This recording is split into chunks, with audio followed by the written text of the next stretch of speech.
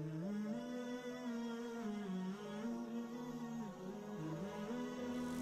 اللہ الرحمن الرحیم۔ دوستو، ایک بار پھر آپ کو ٹاپک اسلام میں خوش آمدید کہا جاتا ہے۔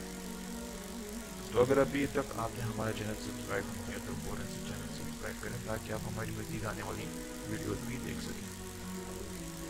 آج کی ہماری اس ویڈیو کا ٹاپک حضرت آدم علیہ السلام کی تخلیق اور ان کی زندگی مبارکہ ہے۔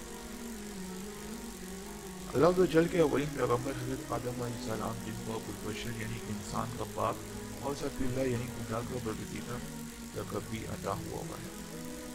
آپ کے زمانے کا تعین نہیں کیا جا سکتا، البتہ پیدائش آپ کی تخلیق جمعہ کے دن ہوئی اور وفات بھی جمعہ کے دن ہی ہوئی۔ قرآن مجید میں ہے کہ آدم کی تخلیق مٹی سے ہوئی۔ اللہ فرماتا ہے، اور ہم نے بنایا آدمی سنسنے گارے سے۔ چنانچہ روایت ہے کہ جب خداوند قدوس عز و جل نے آپ کو پیدا کرنے کا ارادہ فرمایا تو حضرت اسرائیل علیہ السلام کو حکم کیا کہ زمین سے ایک مٹھی مٹی لائیں۔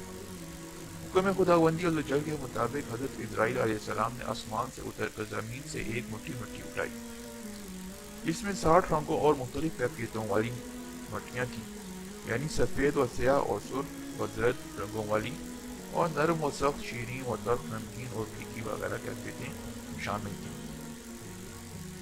تخلیق کے بعد اللہ تعالیٰ نے آدم کو خلیفۃ اللہ قرار دیا اور فرشتوں کو حکم دیا کہ انہیں سجدہ کرو۔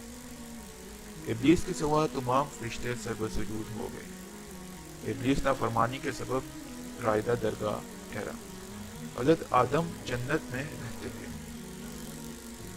کچھ عرصے بعد اللہ تعالیٰ نے ان کی بائیں پستی سے ایک عورت پیدا کی جس کا نام ہوا رکھا گیا۔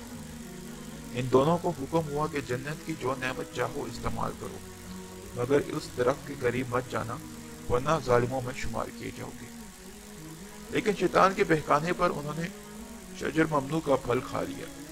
اس پاداش میں حضرت آدم علیہ السلام اور حضرت حوا علیہ السلام کو جنت سے زمین کی طرف بھیج دیا گیا۔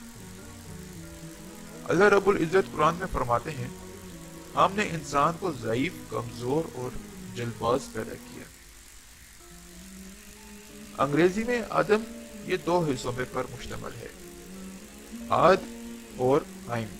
اس کے معنی الارض، زمین کے ہیں۔ ترمذی اور ابو داؤد میں یہ حدیث کہ حضرت آدم علیہ السلام کا پتلا جس مٹی سے بنایا گیا، چونکہ وہ مختلف رنگوں اور مختلف کیفیتوں کی مٹیوں کا مجموعہ تھی، اسی لیے آپ کی اولاد یعنی انسانوں میں مختلف رنگوں اور قسم کے مزاجوں والے لوگ بھی ہوئے۔ بعض روایت کے مطابق ابود حضرت آدم علیہ السلام کو مقام جزیرہ سراندیپ یعنی کہ سری لنکا میں تھا۔ یہاں یہ دونوں 200 سال تک ایک دوسرے سے جدا رہے۔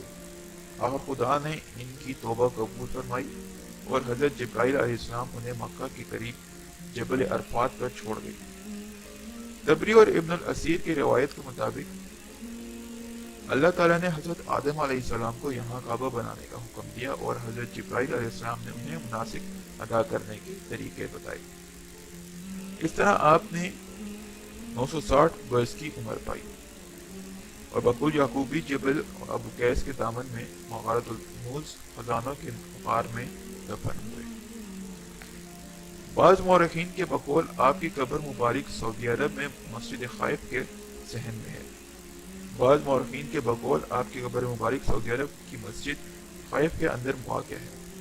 بعض مورخین کے بقول آپ کی قبر مبارک سری لنکا میں اترنے کے مقام پر واقع ہے۔ بعض مورخین کے بقول آپ کی قبر مبارک عراق میں واقع ہے۔ دوستو، اگر آپ کو ہماری ویڈیو پسند آئی تو شیئر اور لائک کرنا نہ بھولیے گا اور اپنی رائے کا اظہار کمنٹ میں ضرور کیجیے گا۔